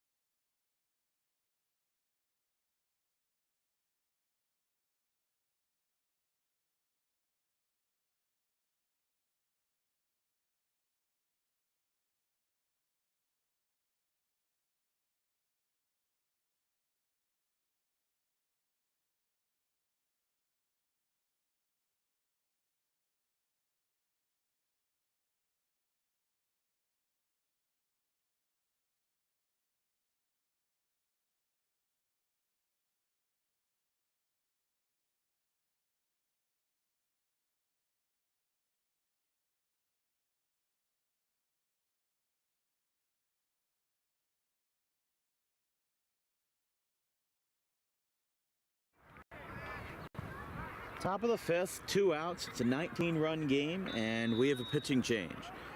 New pitcher is Roman Honorado, who came in from right field a couple of outs ago. Chase Bish moves out to right, and Jordan Bowie is out of the game. Honorado with his first career varsity pitching appearance. He's 4 for 16 this year at the plate, but this is his first appearance as a pitcher.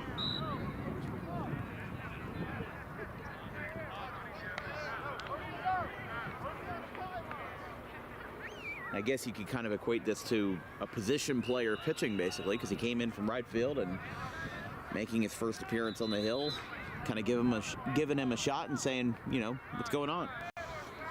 Furness takes inside, and it's 3-0. Furness has 3 RBIs with 2 sac flies and an RBI single. Strike 1.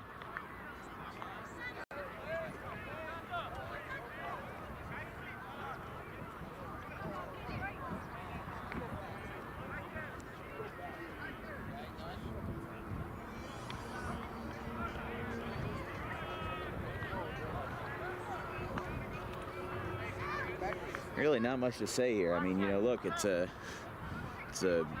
runaway train of a game. You got the bases loaded, and they keep the party moving. It's ball 4. And that is a 20-run game.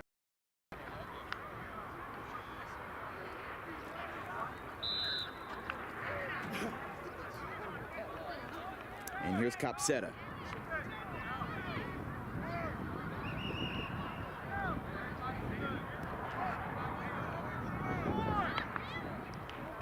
One 0.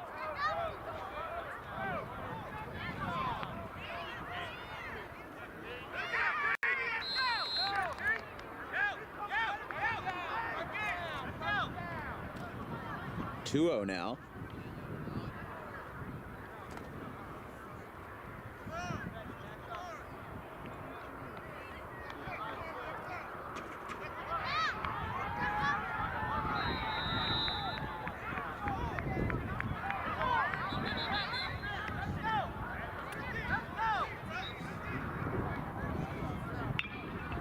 Copsetta grounds this one out to second base, picked up. Throw to first is in time, and the side is retired. Audubon is 3 outs away from win number 600. We'll be right back after this.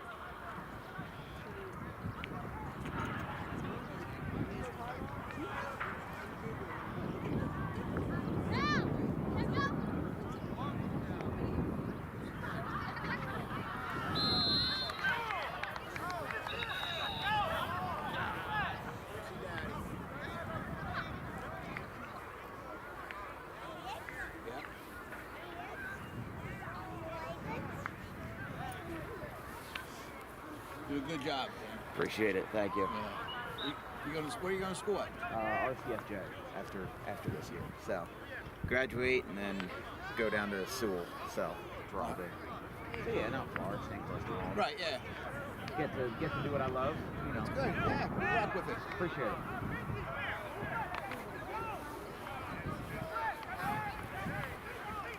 What's up, little man?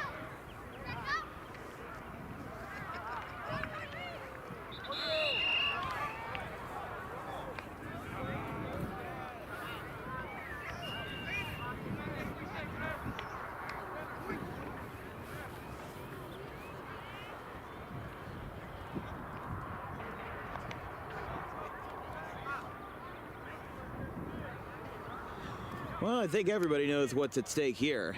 Nick Caladros looking to get the final 3 outs of the game.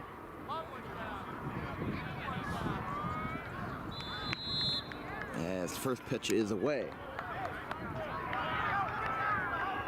If Audubon wins this, they'll improve to 7-5, or excuse me, 8-5. And Rich Horan will get his 600th win.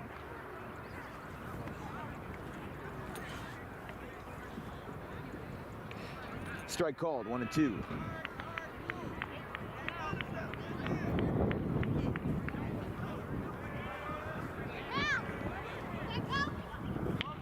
Poked out towards second base. Dempsey's got it, 1 away.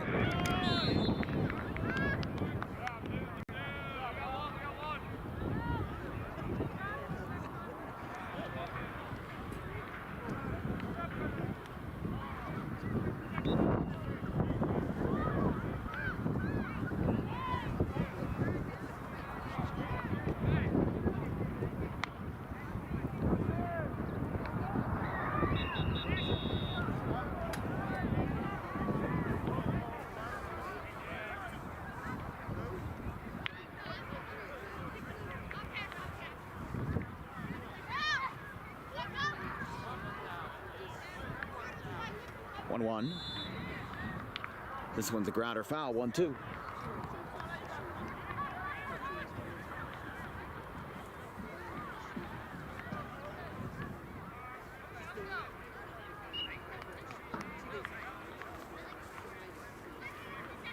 Going back again, the 1-2. This one's poked out towards short. Wiltsey's there. Throw to first. In time. 2 down.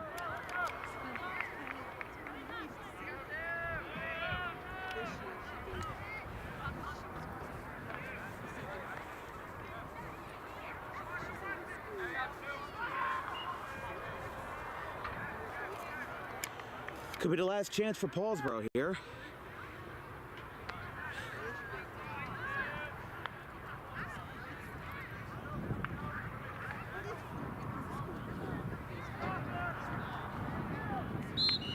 Grounder foul, 1-1. But the names on the list are stuff of legends. Sam Tropiano, Rich Bender, Lee Ware, and Russ Spicer.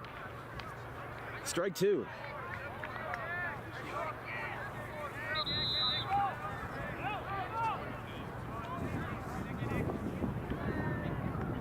Swing and a miss. And there it is. 600. Rich Horan. He has done it.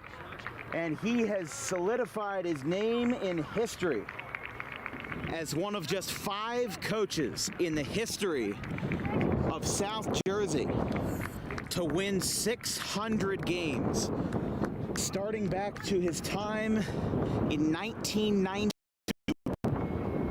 Before he was an assistant at Gloucester Catholic, And he gets the high fives in a 20-0 final.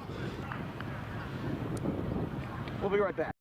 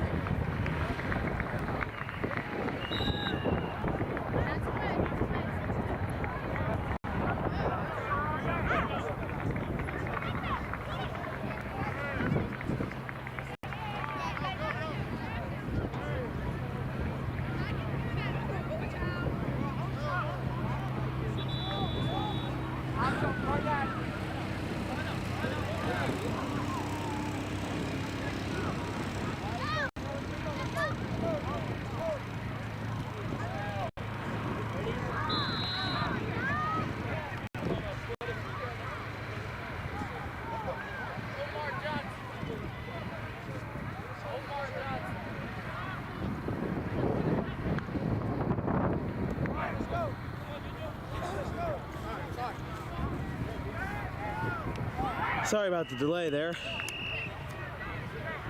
Had to run and grab something real quick.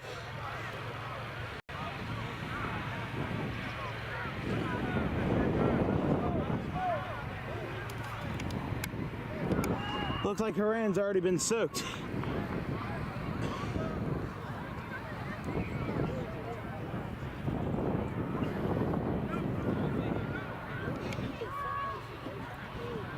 So they'll pose for a quick picture.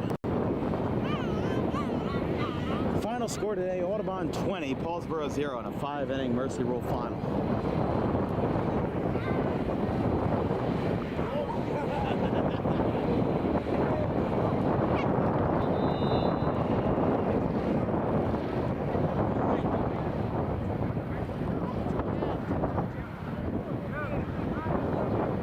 But obviously a big moment for Rich, his family, his children, his grandchildren. He reached 500 in a win over West Deptford in 2017. And he reached 400 in 2012 versus Paulsboro at home. You got my little cousin.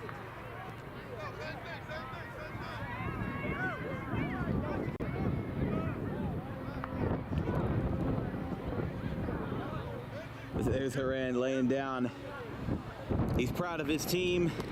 He's got their 8th win of the year, and it took a little longer than we thought it would. And we changed our plans to be here, and we are glad we did. 20-0 and 600 for a Turan. Now that's a great way to send us off tonight. Don't forget to tune in at 7 o'clock for BFA Sports coverage of the Coaches vs. Cancer Classic. We've got a nice one in Spotswood versus Highland. It's going to be a fun one. For everybody here at Dan Wilkins Broadcasting, our social media coordinators, Brandon DeKegerland and Keely Coran, our graphics crew, Gavin Vanrell, Caleb Lane, and Liam Nolan. I'm Dan Wilkins. We will see you later tonight.